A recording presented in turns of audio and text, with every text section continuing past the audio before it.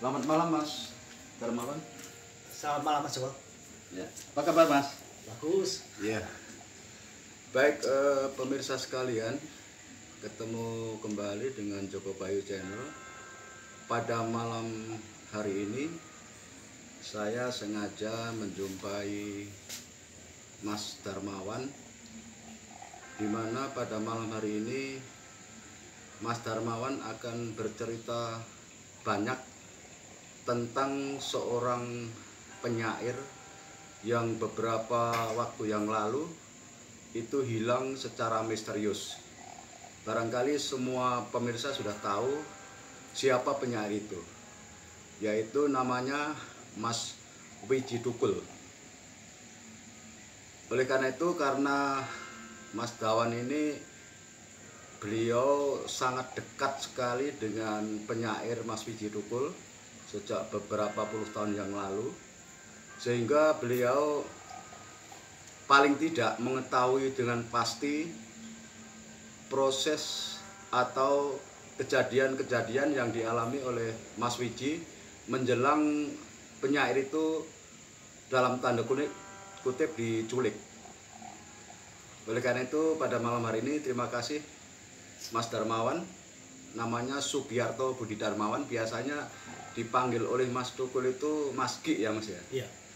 Jadi nanti Mas Darmawan akan bercerita seputaran sebelum dan ketika terjadi penculikan dan sesudah terjadi. Tentu Mas Dawan akan mengetahui lebih banyak tentang keberadaan situasi pada saat itu ketika Mas Widji Tukul diculik dalam tanda kutip, dan sampai sekarang penyair itu tidak tahu di mana keberadaannya. Oleh karena itu saya akan berbicara lebih jauh dengan Mas Dawan tentang keberadaan Mas Widji Tukul. Mas Darmawan, panjenengan kenal pertama kali dengan Mas Widji itu kapan tuh Mas? Ya tahun 1984. Waktu itu saya mahasiswa baru di Fakultas Sastra UNS, jurusan Sastra Jawa. Tahun 84 mungkin itu bulan Juni saya ke nonton pembacaan puisinya Mas Kriapur. Mas Kriapur itu penyair muda yang waktu itu melejit namanya, penyair najis itu. Dia itu juga orang sastra Indonesia di Taman Budaya Surakarta. Itu Kriapur itu singkat dari Kristanto Agus Purnomo. Waktu itu di sana saya baru pertama kali itu, karena saya dulu di sekolahnya di Sukoharjo, jadi belum kenal Solo. Kenalnya ya waktu saya masuk ke Fakultas Sastra UNS itu. Saya masuk pertama kali itu ke Solo, lihat pementasan baca puisi di Sasono Mulyo itu. Dulu Taman Budaya Surakarta di Sasono Mulyo tepatnya. Melihat pementasan penyair Majis Solo itu Mas Kristanto Agus Purnomo. Nah di situ saya ada satu diskusi yang menarik itu. Tiba-tiba setelah begitu selesai wawancara pembacaan itu, pertanyaan-pertanyaan biasa ya, itu ada satu yang menarik saya itu, dia tuh namanya Widji Tukul, orangnya pelo itu, dia tuh mengkritik keras pementasan malam itu yang namanya itu yang ditampil oleh Mas Kristanto Agus Purnomo itu, sekarang sudah almarhum itu, karena dia yang itu puisi-puisinya tidak membumi. Jadi dikritik keras oleh Mas Widji. Iya, dikritik keras dia kan. Nah, setelah itu baru saya tahu itu Tukul ternyata juga penyair juga di Solo, orang Jagalan itu. Begitu pulang saya tanya-tanya itu ya, langsung akrab sama saya, dan malam itu saya pulang ke kos, dia ke rumahnya di Jagalan. Setelah itu kita berlanjut pertemanan, karena saya juga suka nulis puisi. Widji Tukul juga seorang penyair di situ. Kemudian perkenalan dan pertemanan saya terus berlanjut sampai suatu saat itu saya diajak membuat antologi guritan. Guritan itu puisi bahasa Jawa itu. Saya Widji Tukul bersama teman saya yang satu amatir di UNS itu, Mas Keli SW, sekarang dosen di Keli SW. Ya, Keli SW itu sastrawan Jawa, dosen di Universitas Negeri Surabaya. Ya, di situ saya bertiga membuat apa itu antologi guritan. Namanya itu judulnya Guritan Iku Mumpein Kondo. Itu maksudnya apa tuh? Nah, Kalau di bahasa Indonesia? ya puisi ini cuma ingin bercerita itu, cuma bercerita itu dibaca kan di Taman Budaya. Waktu itu Taman Budaya juga punya apa itu gedung di Mesen itu ya, di Fakultas Sastra Mesen itu juga dibuat untuk kantor Taman Budaya Surakarta. Jadi waktu itu secara sederhana memang cuma berjud apa itu namanya semacam buku stensilan itu diedarkan untuk pendatang penonton. Oke, saya potong di sini dulu Mas. Kembali kepada perkenalan awal itu, ketika Mas Darmawan kenal dan Mas Wiji Tukul itu kuliah di UNS. Iya, saya di sastra. Terus Wiji itu DO, dropoutan dari SMKI jurusan tari.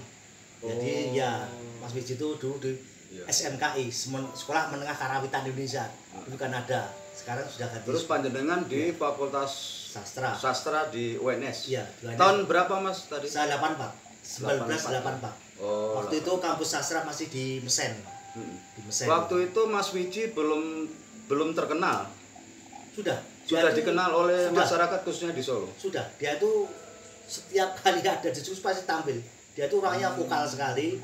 Meski dengan keterbatasan sebagai itu cedal itu, tapi dia tuh suka belajar, juga suka nulis puisi, dan itu ternyata itu sebelum antologi Guritan sama saya itu dia sudah punya itu banyak sekali itu antologi puisi yang diterbitkan oleh Taman Budaya.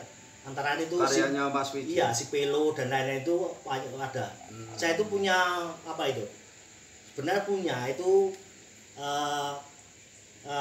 antologi dia itu ada berapa 3 atau 4 itu yang terbitan Taman Budaya. Tapi sayang waktu pernah ada mahasiswa Universitas Monash yang Australia itu ke tempat saya itu katanya mau fotokopi itu tidak dikembalikan. Itu sejarah. Saya punya banyak sekali dokumen tentang dia tapi dibawa semua oleh dia, tidak dikembalikan sama saya itu. Terus pertemuan awal Mas Dawan dengan Mas Wiji Tukul itu sudah mulai membuat sebuah komunitas sastra. Waktu itu. Ya, waktu itu artinya kita sama Tukul itu enggak terikat gitu ya. Pokoknya kita ada acara sama-sama pokoknya kita enggak. Kalau Tukul sendiri aktif di Sanggar Teater Jagat miliknya Pak Lawu Warta. Itu kan Pak Lawu Warta. Lawu Warta itu kan dari bengkel teater. Dia mendirikan dia mendirikan teater Jagat di Kampung Kalangan. Oh, jadi Mas Wiji itu bergabungnya dengan teater itu ke Mas Lawu Warta, anggota bengkel teater Indra itu? Iya. Itu di Kampung Kalangan di Solo. Kampung Kalangan. Nah, di situ kan sering latihan, saya juga sering di situ. Kemudian di situ juga ada pemain cewek itu namanya Mbak Sipon itu yang kemudian jadi istrinya itu.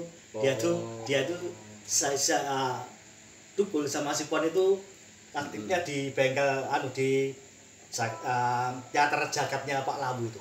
Oh, di situ ya kan Jagat itu kata Pak Lawu itu namanya singkatan dari Jejiban Agawe Ganeping Tumindak.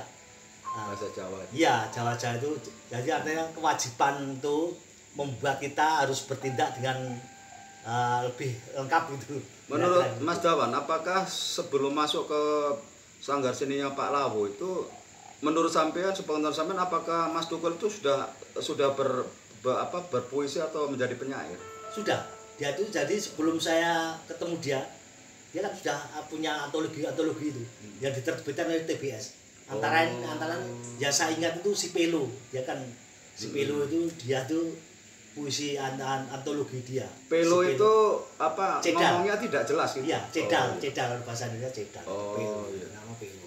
Jadi sudah masuk di komunitas seninya Pak Lawu Warta. Kemudian beliau bergabung di situ. Terus apakah Mas Tukul ini mendirikan komunitas sendiri, Mas, setelah bergabung dengan Mas Lawu itu? Setahu saya itu agak lama ya. Saya itu kenalan 84 sekitar tahun berapa? 90 atau dia mendirikan Sanggar Sukabanjir. Setelah dia itu kan tempatnya, rumahnya dia kan di Kampung Kalangan Jagalan itu Sukabanjir itu. Terus dia itu mendirikan Sanggar Sukabanjir, ya di situ dia mengumpulkan anak-anak sekitar itu untuk diajak menulis puisi, melukis dan lain sebagainya. Sanggar kreativitas. Ya, yang mimpin kreatif. Mas Tukul. Ya. Sama Mbak Sipon Ya. atau sudah? Ya sudah, sama setelah Sanggar Sukabanjir itu setelah mereka menikah itu ada itu Sanggar Sukabanjir itu di Kampung Kalangan tuh kecamatan mana Mas itu? itu ikutnya Jebres. Kecamatan Jebres, Kota Solo. Ya, Kota Solo. Ikutnya Jagalan. Jadi pemirsa Kelurahan sekalian, Jagalan. ini Mas Tukul ini mempunyai rumah namanya Kampung Jagalan. Ada sebelah gang karena saya kira-kira 5-6 tahun yang lalu saya bersama Mas Dawan ini dolan ke Mas Tukul waktu itu Mbak Sipon ada, tetapi waktu itu masih ada, saya sempat ketemu Mas Tukul waktu itu. Saya masih ingat sekali tahun berapa itu. Itu ya, Ya. tahun masih 90-an. 90-an. 96. Iya. Kan 98 dia sudah ada. Ya. Ya. Jadi saat itu memang Mas Tukul sudah dikenal oleh masyarakat kota Solo ya, Ya. para seniman maksudnya. Sudah, itu sudah dikenal. Dan saya itu kan kadang-kadang sering diajak ya ke Jogja, ke Jakarta pernah itu. Ternyata Sama Mas Wiji itu. Iya, sama Tukul itu naik kereta barang itu kan gratis kan. Kita ke Jogja itu waktu ada pementasan pembacaan puisinya Cak Nun itu, Hanun Najib ya di Balai Rum UGM itu. Lah di situ Tukul tahu-tahu begitu selesai Tukul langsung ikut nimbrung baca puisi. Terus dia ngamen. Spontanitas gitu. Ya, spontanitas dia harus ngamen puisi. Dia memang dia artinya ya kondangnya itu terannya dia sebagai pengamen puisi. Jadi berkeliling kemana-mana baca puisi. Iya, baca puisi dapat uang itu. Itu secara person. Ya, secara person. Jadi kalau ada acara, kalau dia ada pasti dia setelah itu tampil bulan ini. Termasuk ketika Cak Nun pentas di Jogja itu. Iya, waktu itu terus saya juga pernah diajak waktu itu Goethe Institute ya. Goethe Institute itu lembaga kebudayaannya Jerman yang di Jakarta itu yang sering sponsor itu Tukul juga diundang ke sana dengan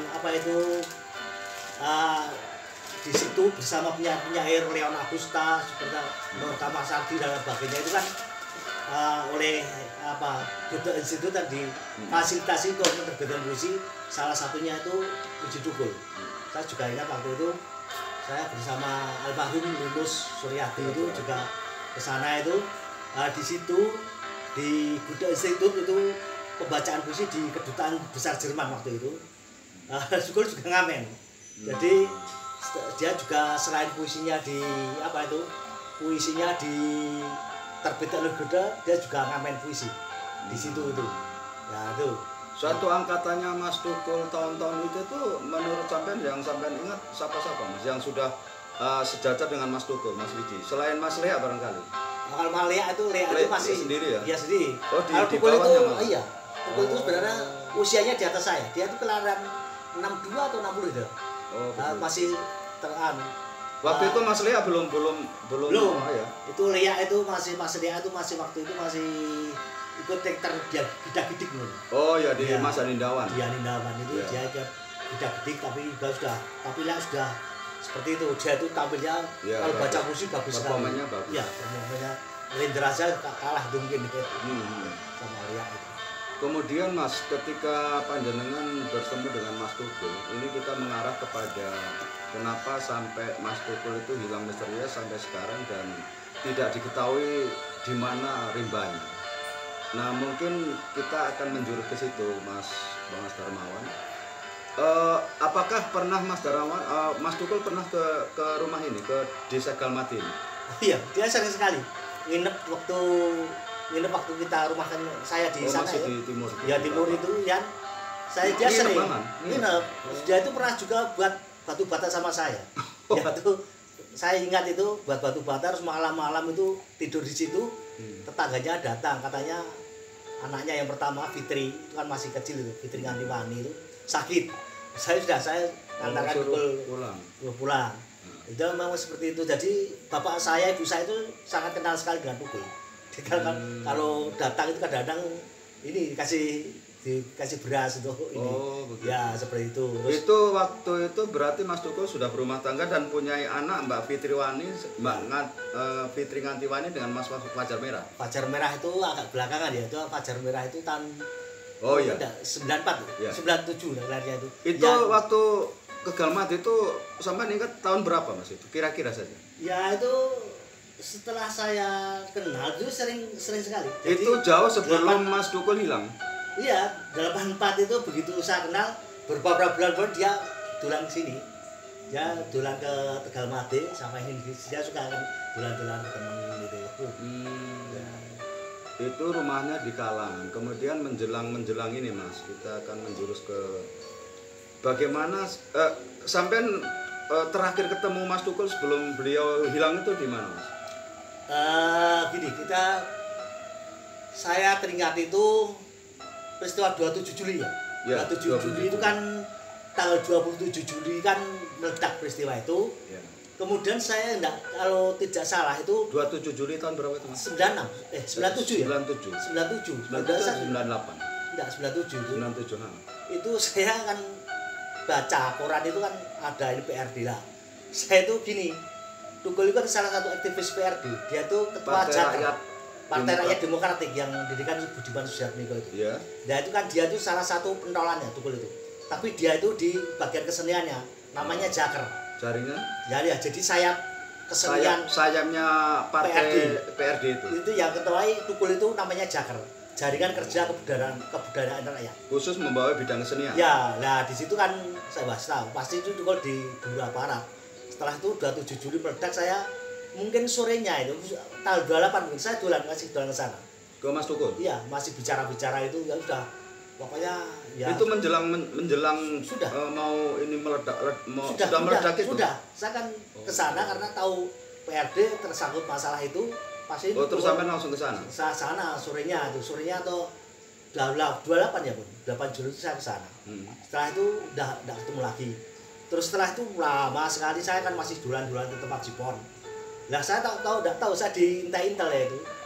Rumah saya pernah didatangi intel dari Kodam itu, mungkin dia pikir Dukul ada di situ. Ya, Tapi tidak ada. Tapi untungnya waktu itu saya teringat tuh hari Minggu itu intel itu datang. Hari Jumat itu saya menerima berapa orang surat. Mas waktu itu? 4 atau berapa? Saya kan pakai pakaian preman Mas. Iya, preman. Saya itu untungnya surat dari Dukul itu tidak terbaca, tidak apa. Ada, saya kan baru menerima surat dari Dukul, dia itu namanya pakai nama samaran. Dia ada di Kalimantan, di Pontianak. Namanya Darius Dalip Anggara. Nama samarannya Mas Dukul waktu ya, itu itu nama samaran, tapi saya tahu itu Darius Dalip Anggara itu orang penulis Kalimantan dia. Saya tahu dia, jadi mungkin dia waktu itu ada di tempatnya Darius. Itu minta maaf Mas, surat itu dari Mas Dukul, Mas Wiji Dukul itu isinya apa Mas? Ya sudah aja, pokoknya yang ngabarkan saya di Kalimantan sama teman-teman juga. Nah, terus tolong ini istri saya dan anak saya itu kan ditengoki, ya sudah. Tapi saya belum sempat itu sudah ada intel masuk itu saya sudah tidak berani. Integrasi intel dari Kodam berapa Mas? Kodam ya dari Kodam 4 Kodam Diponegoro itu dari Korem juga dari Korem. Itu tanya apa Mas? Ya cuma hubungan saya sama dia aja ya. Oh, sama sebatas dia, itu. Dia tuh katanya cari bawa foto album foto itu mungkin.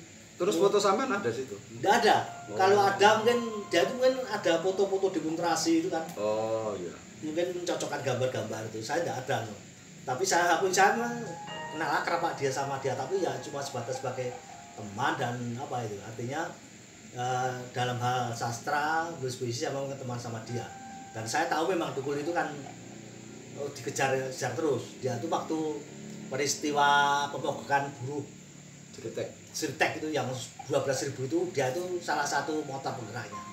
Jadi, sehingga matanya Mas Dukul ya itu ya kena itu terluka itu di ketika dihajar. demo Sritek itu Iya, Mas. diajar aparat itu waktu. Itu berarti sebelum Mas Dukul diambil Sebelum hilang itu masih tahun sekitar 96-an itu. Oh, memang aktivis di buruh itu memang sudah lama ya? Iya, dia itu memang artinya dia tuh enggak aktivis bagian itu enggak ikut LSM, enggak ikut, tapi cuma pribadi menyuarakan. Jadi menyuarakan murni perjuangan rakyat. Iya, jadi itu enggak pernah ikut secara resmi ya di LSM yang membela buruh itu enggak pernah. Dia tuh orangnya freelance itu. Jadi tidak pernah tergantung sama organisasi ya.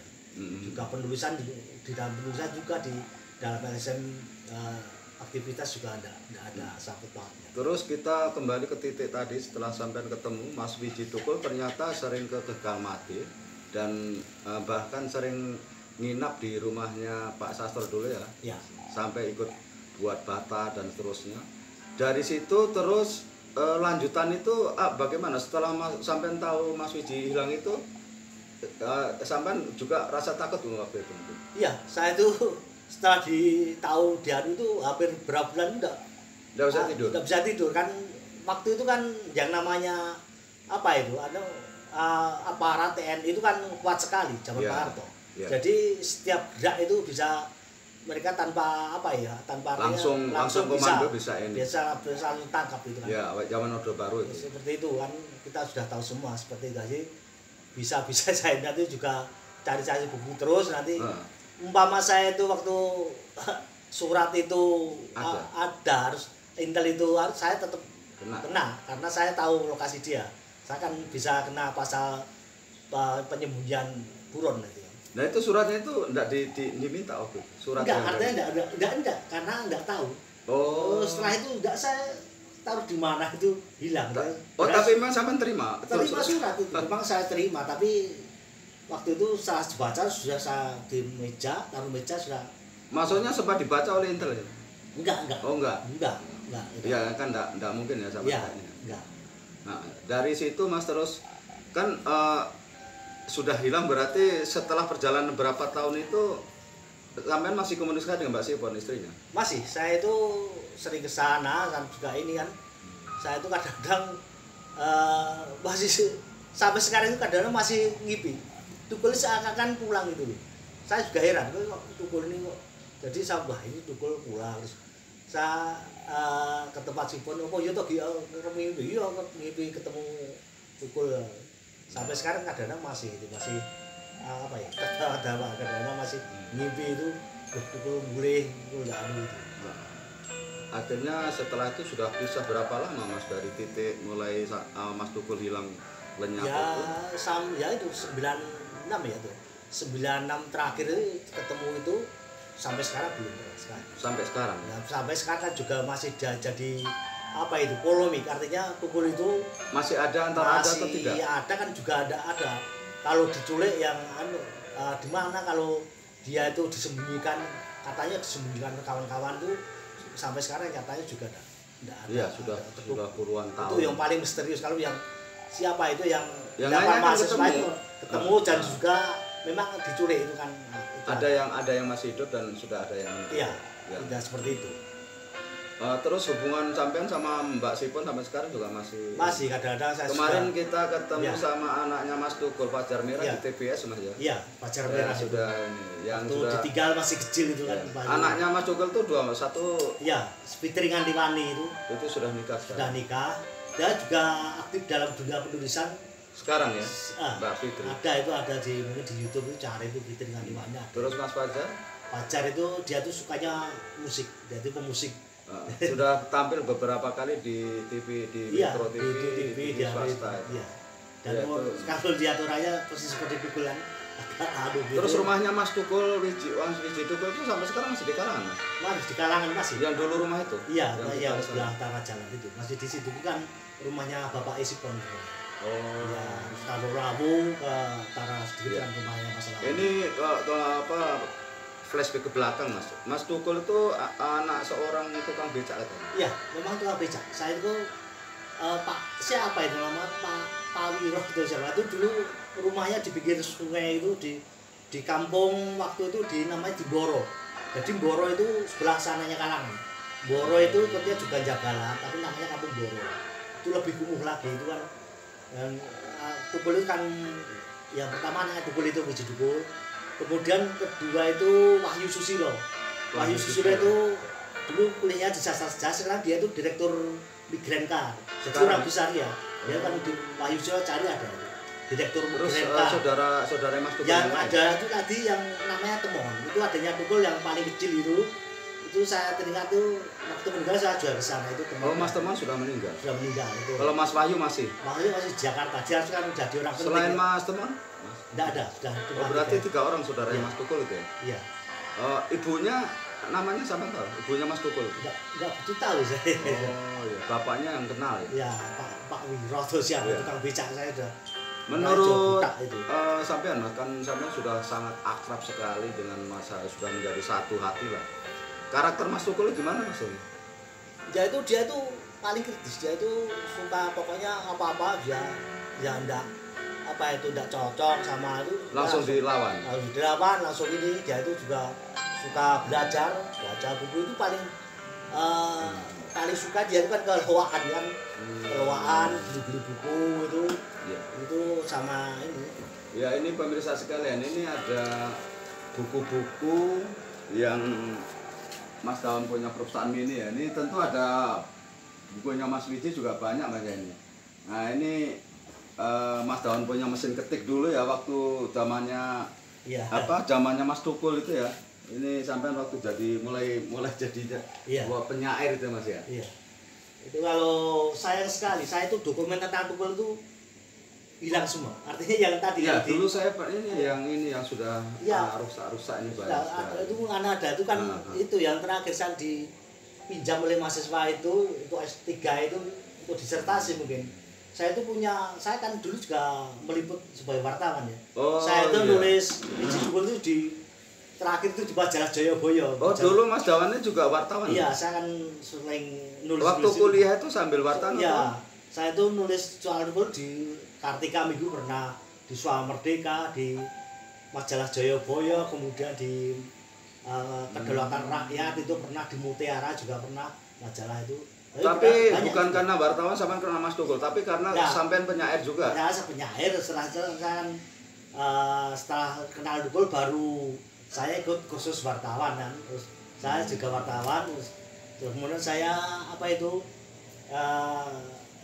ya Tukul waktu kan sudah mulai terkenal, saya liput kegiatan saya liput itu. Waktu itu sampean belum pamong. Belum, saya Oh, bangun iya. tahun 90. Waktu itu masih tahun 80-an. Jadi tahun 8 aktivitas menurut saya itu setelah jadi kuliah ya, tahun 84 ke sana itu. Ya, saya memang pernah baca bukunya Mas Tukul 2 kali masalah. Itu yang tentang seputar hilang sampai ke Kalimantan segala macam saya tapos. Dan terakhir pemirsa kalian mungkin juga semua tahu difilmkan. Jadi judulnya itu Berhentilah Kata Mas. Iya, Berhentilah Kata. Itu kira-kira 2-3 tahun yang lalu dan diperankan oleh namanya seorang aktor kemarin itu peraih Piala Citra itu nggak salah. Iya. Pak Sapa Muryoto atau Muryanto itu aktornya itu. Iya. Nah, menurut panjenengan, apakah film itu menurut sampean yang sebagai kawan yang sangat akrab dengan Mas Wiji, itu ada fungsi untuk mengenang Mas Wiji itu? Ada. Saya gini, kan kadang-kadang kita itu kan banyak sekali tokoh-tokoh selama hidup kita. Kadang-kadang tahu-tahu sudah hilang saja karena ditelan zaman. Artinya karena kalau ada seperti itu dokumentasi kan baik juga itu kan. Walaupun memang ada kritikan film itu ya tidak terlalu mendekati ya sebagai tokoh misalnya saya kan pemain teater juga. Iya. Sering pemain film juga kadang-kadang mendekatkan tokoh Tukul itu mungkin secara fisik juga menurut saya ya ini minta maaf juga kurang pas ya mungkin cara acting dan sebagainya Pak siapa yang aktornya itu Gunawan Marianto Gunawan Marianto ya, yang Marianto. Aktornya itu ya peraih Citra itu Iya. ketika film itu sama enggak dihubungi sama sekali ya Mas? Enggak.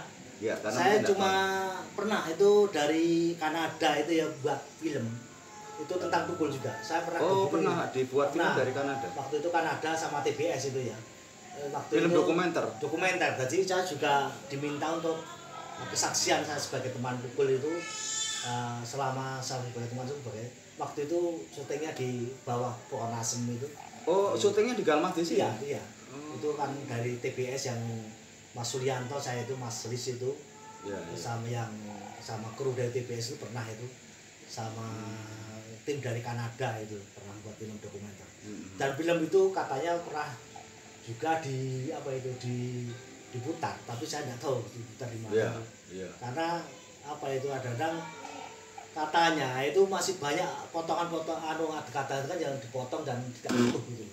Oh, tidak akurat jadi. Tidak akurat atau bagaimana itu sampai keluarganya sendiri juga katanya tidak dimasukkan dan gitu. Saya tidak tahu itu programnya siapa. Ya. Terus terakhir kemarin tuh beberapa tahun terakhir ya, kebetulan satu orang Kupang, Adinang ini masuk dalam kontras, tim kontras nasional lah gitu. Ya. Komite orang-orang hilang atau apa itu? Untuk kekerasan. Itu kontras sampai sekarang masih ada mas? Tidak tahu, saya kan sekarang itu sudah tidak terlalu di ini ya. Iya. Macam dulu kasusnya siapa? Yang di Malang itu? Sebenarnya masih, saya pikir itu Munir itu kan. Nah, kasusnya Munir orang itu. Itu kan kontras itu kan komisi untuk orang hilang dan tidak kekerasan itu ya. Saya tidak tahu itu masih ada enggak itu. Iya, termasuk Mbak Sipon kan masuk dalam iya. Pengurus intinya iya. juga Mbak, istrinya Mas Tukul itu. Iya. Nah, Mas Dawan, jadi ini kita pemirsa kan sudah perbincangan yang cukup jauh tentang keberadaan seorang penyair yang sangat berani, ya termasuk sangat vokal, iya. yang sudah ceritakan Mas Dawan tadi. Mungkin ini menjadi sebuah kenangan bagi para penyair terutama kawan-kawan dekatnya Mas Wiji Tukul. Salah satu adalah Mas Sugiarto Budi Darmawan yang biasa Mas Wiji itu panggil Mas Giarto ya. Iya. Iya. Jadi ini perlu mungkin untuk juga